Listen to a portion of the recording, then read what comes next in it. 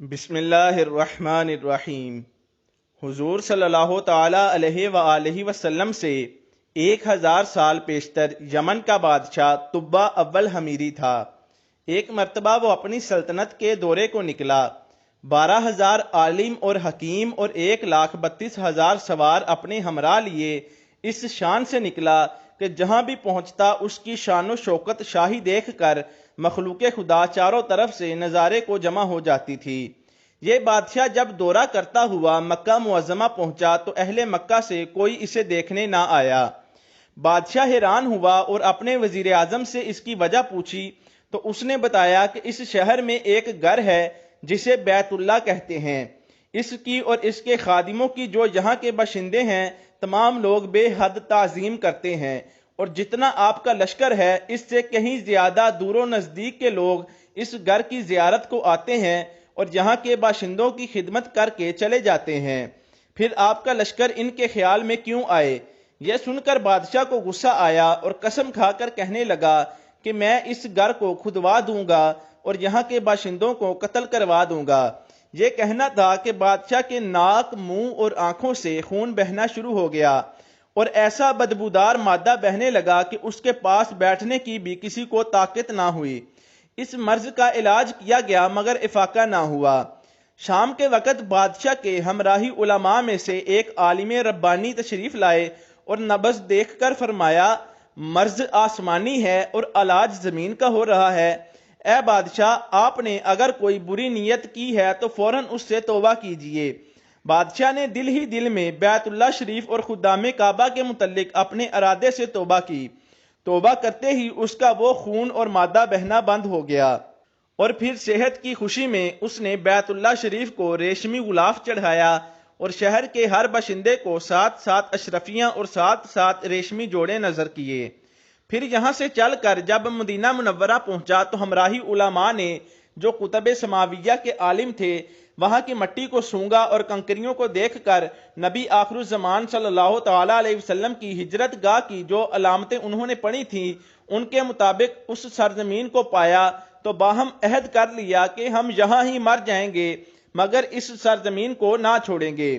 اگر ہماری قسمت نے یاوری کی تو کبھی نہ کبھی جب نبی آخر الزمان صلی اللہ تعالی علیہ وآلہ وسلم یہاں تشریف لائیں گے ہمیں بھی زیارت کا شرف حاصل ہو جائے گا، ورنہ ہماری قبروں پر تو ضرور ہی کبھی نہ کبھی ان کی جوتیوں کی مقدس خاک اڑ کر پڑ جائے گی جو ہماری نجات کے لیے کافی ہے۔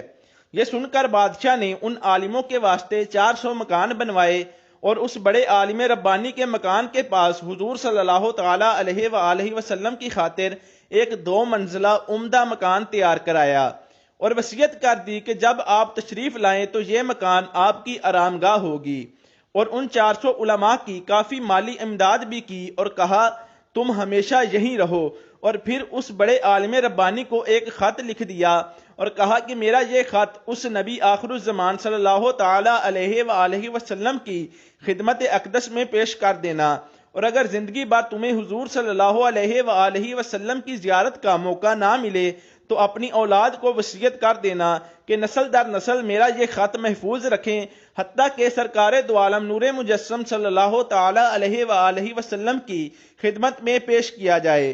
یہ کہہ کر بادشاہ وہاں سے چل دیا۔ وہ خط نبی کریم صلی اللہ تعالی علیہ وسلم کی خدمت میں 1000 سال بعد پیش ہوا۔ کیسے ہوا اور خط میں کیا لکھا تھا سنیے اور عظمت مصطفیٰ صلی اللہ علیہ وآلہ وسلم کا اعتراف فرمائیے۔ خط کا مضمون یہ تھا، کم ترین مخلوق طبہ اول حمیری کی طرف سے شفیع المذنبین سید المرسلین محمد الرسول اللہ صلی اللہ علیہ وآلہ وسلم، اے اللہ کے حبیب، میں آپ پر ایمان لاتا ہوں اور جو کتاب آپ پر نازل ہوگی اس پر بھی ایمان لاتا ہوں، اور میں آپ کے دین پر ہوں۔ پس اگر مجھے آپ کی زیارت کا موقع مل گیا تو بہت اچھا اور غنیمت، اور اگر میں آپ کی زیارت نہ کر سکا تو میری شفاعت فرمانا اور قیامت کے روز مجھے فراموش نہ کرنا۔ میں آپ کی پہلی امت میں سے ہوں اور آپ کے ساتھ آپ کی آمد سے پہلے ہی بیعت کرتا ہوں۔ میں گواہی دیتا ہوں کہ اللہ ایک ہے اور آپ اس کے سچے رسول ہیں۔ شاہ یمن کا یہ خط نسل در نسل ان 400 علماء کے اندر محفوظ چلا آیا، یہاں تک کہ 1000 سال کا عرصہ گزر گیا۔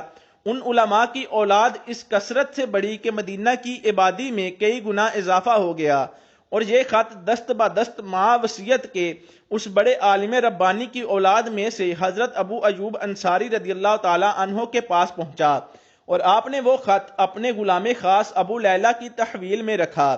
اور جب حضور صلی اللہ تعالی علیہ وآلہ وسلم ہجرت فرما کر مدینہ منورہ پہنچے اور مدینہ منورہ کی الوداعی گھاٹی ثنیات کی گھاٹیوں سے آپ کی اونٹنی نمودار ہوئی، اور مدینہ کے خوش نصیب لوگ محبوب خدا کا استقبال کرنے کو جوک در جوک آ رہے تھے، اور کوئی اپنے مکانوں کو سجا رہا تھا تو کوئی گلیوں اور سڑکوں کو صاف کر رہا تھا، کوئی دعوت کا انتظام کر رہا تھا، اور سب یہی اصرار کر رہے تھے کہ حضور صلی اللہ تعالی علیہ وآلہ وسلم میرے گھر تشریف فرما ہو۔ حضور صلی اللہ تعالی علیہ وآلہ وسلم نے فرمایا کہ میری اونٹنی کی نکیل چھوڑ دو، جس گھر میں یہ ٹھہرے گی اور بیٹھ جائے گی وہی میری قیام گاہ ہوگی۔ چنانچہ جو 2 منزلہ مکان شاہ یمن طبہ نے حضور صلی اللہ علیہ وآلہ وسلم کی خاطر بنوایا تھا، وہ اس وقت حضرت ابو ایوب انصاری رضی اللہ تعالی عنہ کی تحویل میں تھا۔ اسی میں حضور صلی اللہ علیہ وآلہ وسلم کی اونٹنی جا کر ٹھہر گئی۔ لوگوں نے ابو لیلہ کو بھیجا کہ جاؤ حضور کو شاہ یمن طبہ کا خط دے آؤ۔ جب ابو لیلہ حاضر ہوا تو حضور صلی اللہ علیہ وآلہ وسلم نے اسے دیکھتے ہی فرمایا، تو ابو لیلہ ہے؟